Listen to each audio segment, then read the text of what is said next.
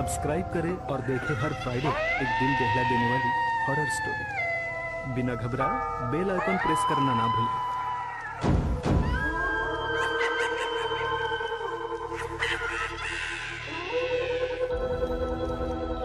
इस कथा के लेखक हैं the better addiction. Cut it good shot Nilesh, ऐसे ही बढ़िया परफॉर्म करना है अगले वीक के शो में। ओके बैक अप एवरीबॉडी, आज के लिए इतना काफी है।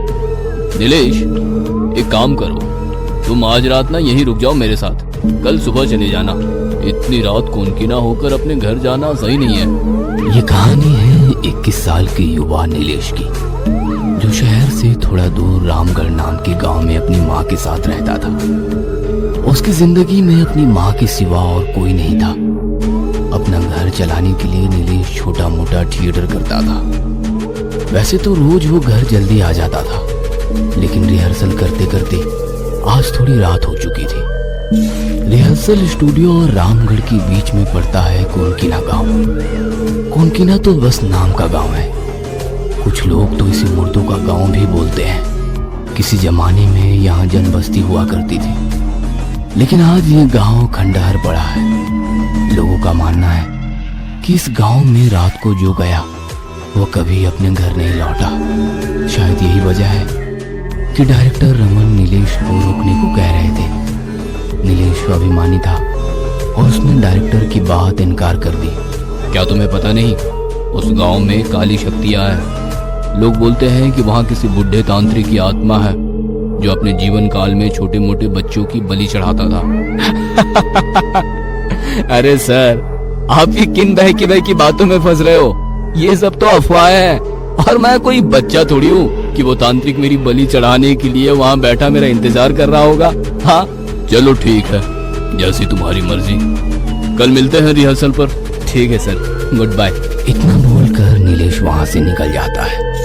वो सुनसान सड़क पर पैदल अकेले चला जा रहा था। उसके हाथ में एक इलेक्ट्रिक टॉर्च थी।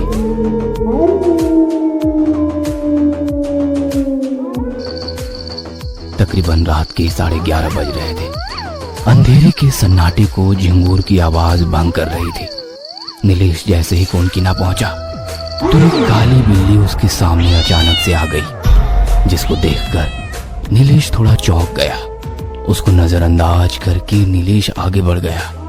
थोड़ी दूर चलने पर उसको ऐसा लगा कि शायद उसका कोई पीछा कर रहा है। उसे वहां पर किसी और की मौजूदगी का एहसास हो रहा था। जैसे ही वो पीछे मुड़ा तो पीछे उसको कोई नहीं दिखा।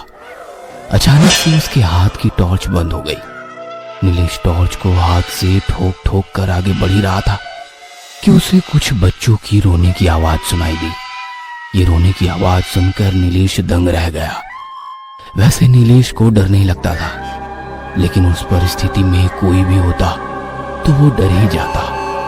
आवाज को नजरअंदाज करते हुए नीलेश पीछे मुड़ा, और जो उसने देखा वह देखकर नीलेश पसीना पसीना हो गया। उसे चांद की रोशनी में कुछ बच्चों की परछाई दिखाई दी। यह देखकर नीलेश वहां से सीधा भाग गया।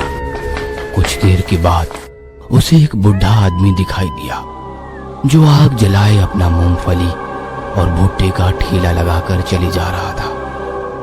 उसको देखकर नीलेश की जान में जान आई। वो भागकर उसके पास पहुंचा और उसी के साथ आगे बढ़ने लगा। बाबूजी, क्या खाओगे, मूंगफली या भुट्टा? इतनी देर रात आप इस गांव में कैसे? बड़ा अजीब गांव है, आपको डर नहीं लगता क्या? अरे बाबूजी, डर कैसा, मेरा तो यहाँ से रोज का आना जाना है। यहाँ पे ऐसा बोलते हैं ना कि इस गांव में किसी तांत्रिक की आत्मा है जो पहले बच्चों की बलि चढ़ाता था।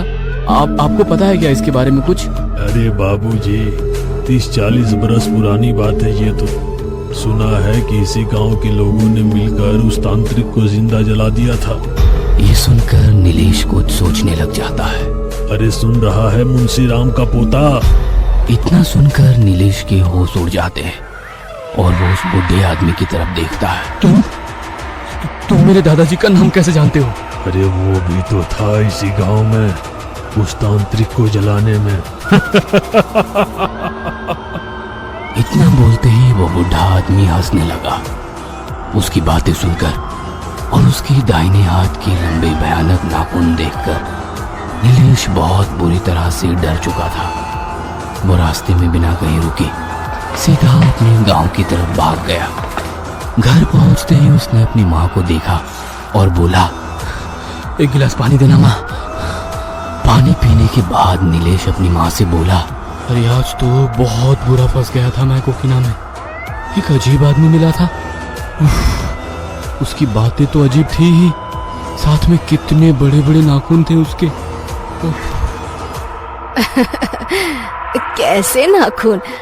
कहीं ऐसे नाखून तो नहीं थे।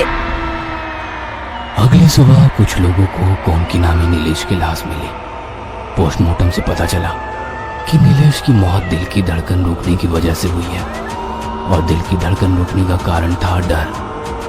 पूछताछ करने पर पता चला कि नीलेश बीती रात अपने घर पहुंचा ही नहीं था।